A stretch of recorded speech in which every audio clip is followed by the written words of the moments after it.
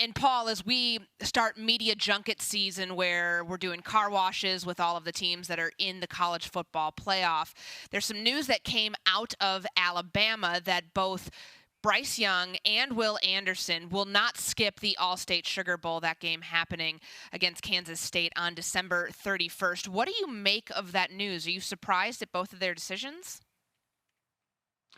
Courtney, I am, because the conventional wisdom was that they would both go. Why would either stay? We're talking about probably the number 1 and 3 selection according to the projections in the draft, playing in a game that means nothing to Alabama. Alabama is a school that only plays for national championships. Coming home with a Sugar Bowl championship is going to do nothing. But I think it really is a testament to Nick Saban. In spite of one of his more disappointing seasons, he was able to convince them that there's value in playing. I don't know what that value is, but he apparently got through to both players. And with nothing to gain, really, they are going to be in the Sugar Bowl on New Year's Eve.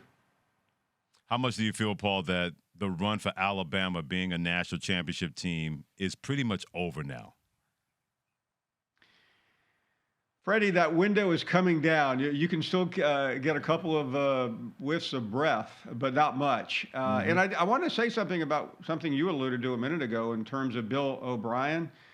You were talking about how many that you thought Belichick needed to call Saban and beg him to let him go. I know about, I don't know, a couple 100,000 Alabama fans that would be more than happy to walk Bill O'Brien to the state line.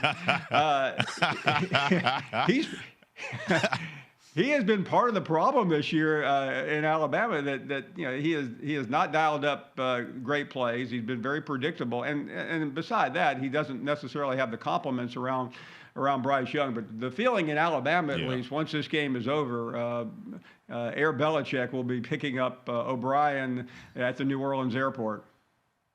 Okay. Paul Finebaum is brought to you by by Dr. Pepper. It ain't college football season without the delicious taste of an ice-cold Dr. Pepper, the one that fans deserve. So Bill O'Brien may be on the move following this season in the conclusion of it for the Alabama Crimson Tide, a team that doesn't feel like it's going anywhere, at least not in the near future, would be the Georgia Bulldogs. Their CFP semifinal matchup at in the Chick-fil-A Peach Bowl that happens on New Year's Eve as well. Number 1 Georgia against number 4 Ohio State. How close would we say that Georgia is currently? Because I feel like I've already seen this happen considering what happened last year. But how close to being the next college football dynasty will Georgia be if they end up repeating as national title champs this year, Paul? Courtney, they're getting pretty close. Now, obviously they need to wrap it up over the next 2 or 3 weeks, but when you sit, if you listen to a montage of Kirby Smart, you're hearing Nick Saban 20 years ago. He has literally studied everything Saban has done. Don't forget, for those all over the country, he spent most of his career under Nick Saban at LSU, at the Dolphins, and obviously all that time at Alabama. And he has perfected it. And as Kirby's in his mid to late 40s, Saban is 71, and he is, in my opinion, the new Saban. He's got tomorrow is National Signing Day. They'll finish number 2.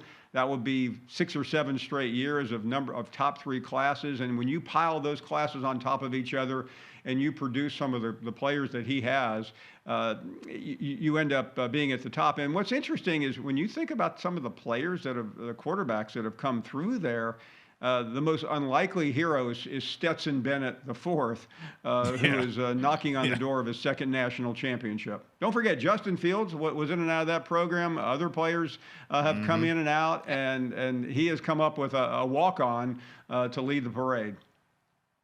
30 seconds left. It feels like it's the Georgia Invitational because no one believes that Michigan, TCU winner is going to beat them. Nobody believes Ohio State's going to beat them in the semifinal game. Which team could actually beat them, upset them out of the 3 teams in this part of the national championship race, Paul? I think, interestingly, it's Ohio State. They have so much talent, as you know, Freddie, on that team. I don't think they will, but they would be the one I would go with. Thanks for watching ESPN on YouTube. For live streaming sports and premium content, subscribe to ESPN Plus right now.